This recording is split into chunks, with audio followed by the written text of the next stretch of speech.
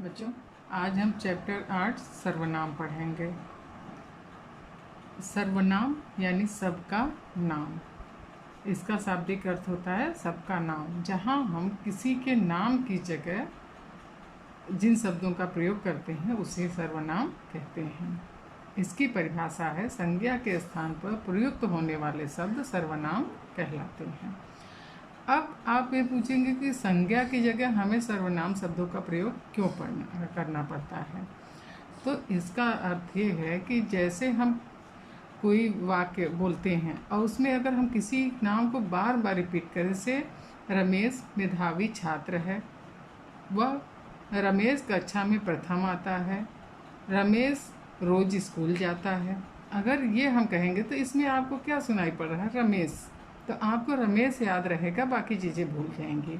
अगर इसी को हम कहेंगे रमेश मेधावी छात्र है, वो अपनी कक्षा में प्रथम आता है, वह नियम से स्कूल जाता है, तो आपको ये पता है कि हम किसके बारे में बात कर रहे हैं? रमेश के बारे में।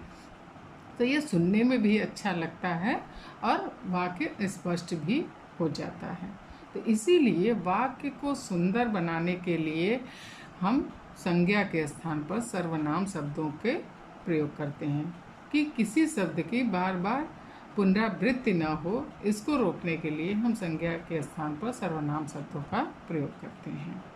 सर्वनाम के भेद। सर्वनाम के मुख्य रूप से 6 भेद होते हैं। पहला है पुरुषवाचक सर्वनाम। पुरुषवाचक, जहाँ वक्ता के लिए प्रयोग किया जाता है जो शब्द, वो पुरुषवाचक। वक्ता यानी बोलने वाला। किसी भी वाक्य में 3 होते हैं, वक्ता, श्रोता और अन्य। तो जो बोलने वाला है, वक्ता है, वो उत्तम पुरुष कहलाता है। उत्तम पुरुष यानी जब हम अपने लिए कोई शब्द प्रयोग करते हैं तो उत्तम पुरुष यानी बोलने वाला। मैं पुस्तक पढ़ रहा हूँ, यानी ये कौन हो गया? उत्तम पुरुष। फिर आता है मध्यम पुरुष। मध्यम पुरुष कौन होता है? श्रोता, यानी जिससे हम बात कर रहे हैं वो क्या होता है? मध्यम पुरुष, यानी हमारे और जिसके बारे में बात कर रहे हैं उसकी मध्यस्थता करने वाला मध्यम पुरुष कहलाता है। जैसे तू क्या कर रहा है, तुम कब आए, तो ये क्या है? मध्यम पुरुष। अन्य पुरुष क्या होता है? जिस के विषय में हम बात करते हैं। एक वक्ता हो गया, एक श्रोता हो गया, और एक टॉपिक होता है जिसमें हम बात करते हैं, वो क्या होता है? अन्य पुरुष होता है। तो वह वे ये सब क्या हैं? अन्य पुरुष।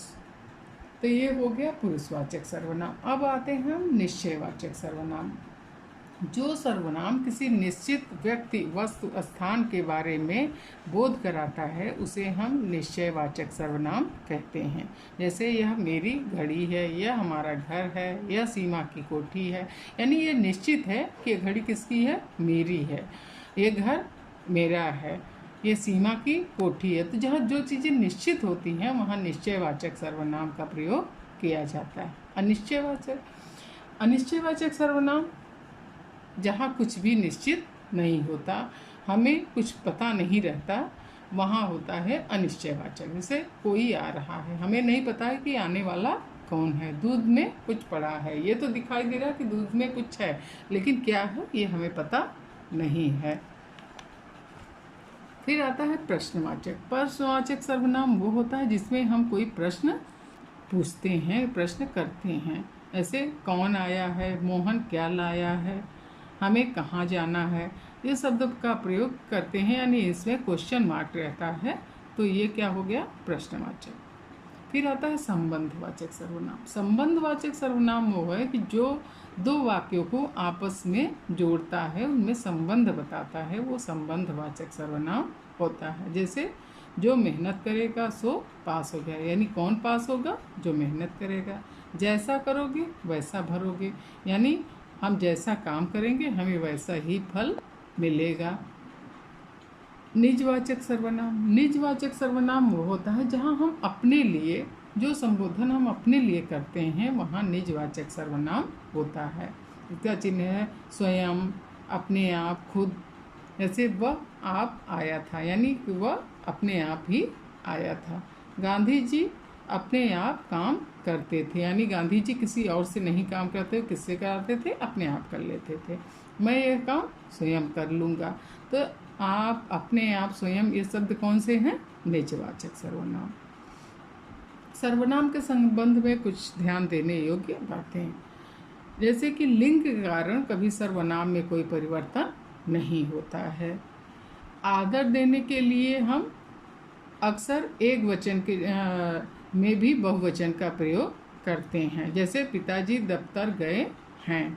अब पिताजी तो एक वचन है, लेकिन उन्हें आदर देने के लिए हम हैं का प्रयोग करते हैं, जो कि बहुवचन का शब्द है। आजकल मैं के स्थान पर हम का प्रयोग होने लगा है। हम शब्द क्या है? बहुवचन का है, लेकिन हम तो अकेले हैं। तो ये सब आजकल बोलचाल में प्रयोग किया जाने लगा है। किसी को हम अनादर करने के लिए या बहुत अपनापन दिखाने के लिए तू शब्द का प्रयोग करते हैं। जैसे तू भाग जा, हे प्रभु तू ही मेरा स्वामी है। तो प्रभु से अपनापन दिखाने के लिए हम यहाँ तू का प्रयोग कर रहे हैं। औपचारिक तौर पर आप का ही प्रयोग किया जाता है। जैसे हम किसी को इज्जत देते हैं, हमसे जो बड़ा है, तो वहाँ पर औपचारिक बातचीत होती, तो वहाँ हम अक्सर किस चीज़ का प्रयोग करते हैं? आप का प्रयोग करते हैं।